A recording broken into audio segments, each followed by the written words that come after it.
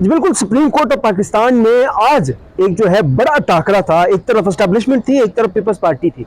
एक तरफ वो लोग थे जिन्होंने अदलिया को जो है वो कंट्रोल किया, जिन्होंने अदलिया को बिल्कुल बर्बाद कर दिया, और उनके आप कह लें कि उनकी कठपुतलियां बैठी हुई थी सामने। और दूसरी तरफ पीपल्स पार्टी थी, वो पीपल्स पार्टी जिसको एस्टेब्लिशमेंट ने ही इस्तेमाल करके जो है उन जजेस को, उन कठपुतलियों को जो है वो बनाया था, तैनात करवाया था। इसकी सारी तफसीलात मैं आपको बताऊंगा। ये मामला था मलिक रियाज की बहरिया टाउन के हवाले से, जिसमें उनकी जो प्रॉपर्टी है उसकी नीलामी कर दी गई है। इससे पहले इस्लामाबाद हाई कोर्ट ने जो है उनके नीलामी के हवाले से फैसला दिया था, जिस पर अमल दरामद करते हुए कल यानी 7 अगस्त को जो है उनकी 3 प्रॉपर्टियां जो है उनकी नीलाम कर दी गई, जबकि 3 का भी जो है वो प्रोसेस रहता है। अब यहाँ पर इस्लामाबाद हाई कोर्ट के फैसले के खिलाफ जो है बहरिया टाउन के जो वकील है फरूक एच नाइक का ताल्लुक जो है पाकिस्तान पीपल्स पार्टी से है, जबकि वो जुडिशल कमीशन ऑफ पाकिस्तान के भी जो हिस्सा है। Judicial commission of Pakistan of Pakistan वो आप कह लें फोरम है जहां से जजेस जो है वो सुप्रीम कोर्ट ऑफ पाकिस्तान में तैनात किए जाते हैं, जिसमें से जजेस को जो है आईनी बेंच तश्कील दिया जाता है।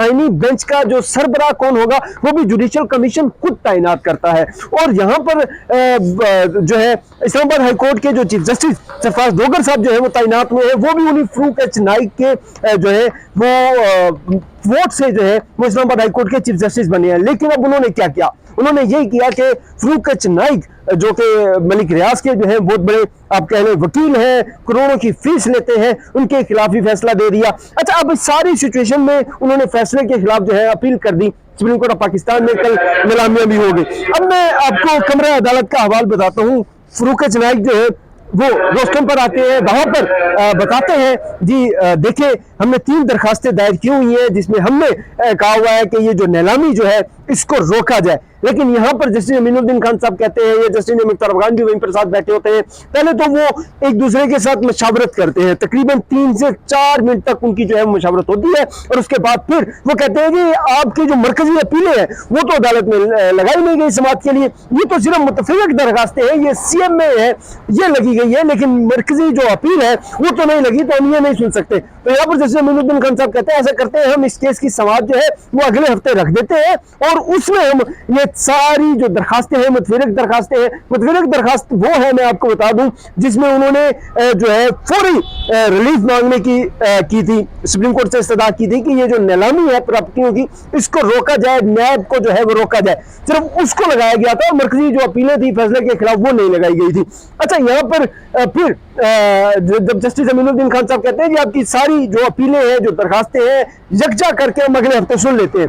इस पर फरूक एच नाइक कहते हैं जी देखिए आप ऐसा करें कि सिर्फ हम ये इस दरखास्त में जो रिलीफ मांगा हुआ है, यानी जो नैब में प्रॉपर्टीज की जो नीलामी की है उसको आप रोक लें, फिर आगे चल लेते हैं। लेकिन उन्होंने कहा नहीं जी हम अगले हफ्ते रख देते हैं। तो फिर यहाँ पर उन्होंने कहा नहीं, मैंने जो दरखास्त किया है, जो इस्तदा की है फरूक एच नाइक ने कहा उसको तो देख लें। इस पर जस्टिस अमीनुद्दीन कहते हैं अच्छा ठीक है, मैं देखता हूँ कि क्यों नहीं लगी आपकी मरकजी अपीलें, और सिर्फ ये मुतफिक दरखास्त जो है वो क्यों लगी है। इस वाले से फरूक एच नाइक कहते हैं कि मुझे खुद को भी रात को बताया गया था, मुझे इसकी सारी तफसीलात जो है मजीद नहीं पता। तब जो ऑफिस है आपका रजिस्ट्रार का, उनसे पूछे कि उन्होंने मरकजी अपीलें क्यों नहीं लगाई, उन्होंने सिर्फ मुतफिक दरखास्त जो है वो क्यों लगाई है, मरकजी अपीलें जो है वो क्यों नहीं लगाई। इस पर उनका अच्छा मैं उनसे पूछ के आपको बताता हूँ। फिर मुख्तसर वक्फा होता है समाअत में, उसके बाद जो है दोबारा से समाअत का आगाज होता है। तो जस्टिस अमीनुद्दीन, जस्टिस मुख्तार अफगान जो है वो वहां पर बताते हैं जी देखिए आपकी मुतफिक दरखास्त है वो हम मुस्तरद कर रहे हैं, वहां पर वो मतलब रिलीफ नहीं देते बहरिया टाउन को या फरूक एच नाइक को, या फिर आप कह लें कि मलिक रियाज को बेसिकली। और जो उनकी जो मुतफिक दरखास्त में जो इस्तदा थी फौरी जो है नीलामी को रोक देने की, वो मुस्तरद कर दी जाती है। और उसके बाद उनको कहा जाता है जी रेफरेंस भी तैनात हुए हैं, रेफरेंस भी हुए हैं, बिली बार्गिन का भी वहां पर जिक्र होता है, उसके हवाले से जो रेफरेंस है। और उसमें जो मलिक रियाज साहब ने दरखास्त दी हुई है नैब में कि बिली बार्गिन की बुनियाद पर वो जो आपने सिस्टम शुरू किया हुआ है उसको भी रोका जाए, तो इस हवाले से भी जितने भी दस्तावेजात हैं उसको जस्टिस मुख्तार अफगान ने मंगवा लिया है। अब यहाँ पर इस केस की समाअत जो है 13 अगस्त तक मुलतवी कर दी गई है, जिसमें 13 अगस्त को जो है मरकजी अपीलें जो मुतफिक दरखास्त है उस पर भी समाअत होगी। लेकिन यहाँ पर सबसे बड़ा सवाल ये पैदा होता है, ये देखिए मौजूदा हुकूमत है, पीपल्स पार्टी है या फिर मुस्लिम लीग नून है, उनको लगता था कि हमने जजेस को तैनात किया।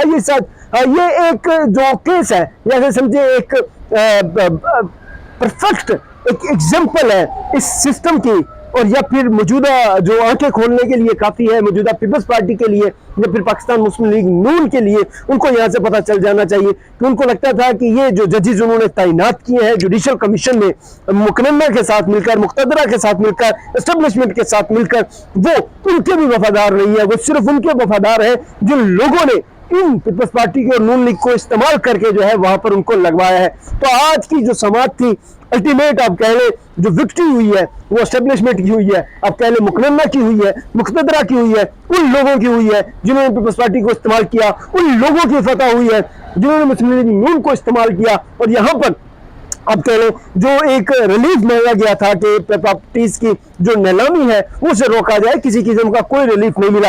अब यहाँ पर 13 अगस्त को केस की समाअत क्या होगी वो भी मैं आपके सामने रखूंगा। अब तक की ये तफसीलात है, इंशाल्लाह आपसे फिर मुलाकात होगी अपने वीडियो के साथ। खुदा हाफिज।